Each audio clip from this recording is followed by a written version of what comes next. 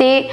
Assalamualaikum ya akhi ya ukhti. Kata masya ila Baghdad wala tansa ihmilu aribat iza nahnu umat Muhammad ajibu salam bihanasyan.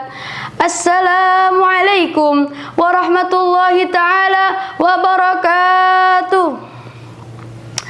Innal hamdalillah nahmaduhu wa nasta'inuhu wa nastaghfiruhu wa na'udzu billahi min shururi anfusina wa min sayyiati a'malina. Man yahdihillahu fala mudilla lahu wa may yudlil fala hadiyalah.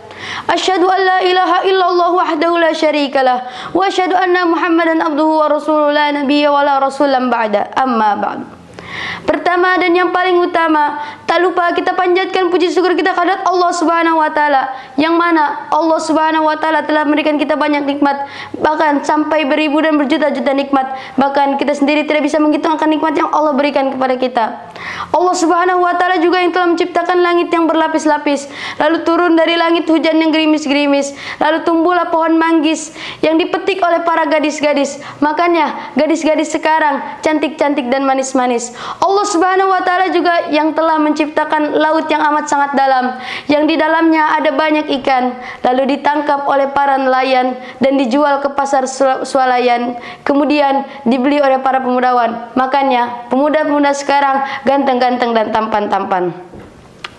Salawat bertangkaikan salam, berbuahkan kerinduan yang teramat amat mendalam kepada sang baginda alam, sang proklamator Islam, sang pendobrak pintu kebatilan, yang mana beliau belum pernah datang ke kota Bogor, tapi namanya selalu tersohor. Yang mana beliau belum pernah datang ke kota Tangerang, tapi namanya selalu terang benderang. Yang mana beliau belum pernah datang ke kota Padang, tapi namanya selalu dipandang.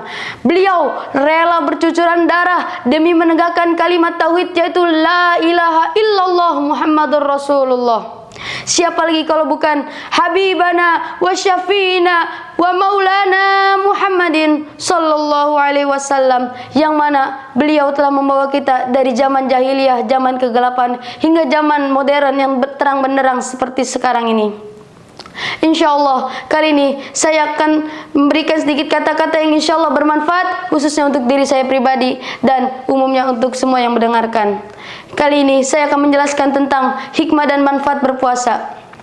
Dari segi kesehatan, sebagaimana yang telah dijelaskan oleh para ahli, bahwasanya banyak sekali hikmah dan manfaat saat berpuasa. Karena pada saat berpuasa, seluruh organ-organ tubuh kita itu dapat beristirahat. Dan para ahli menyatakan bahwa miliaran sel yang ada dalam tubuh kita itu dapat menghimpun diri kita untuk bertahan hidup.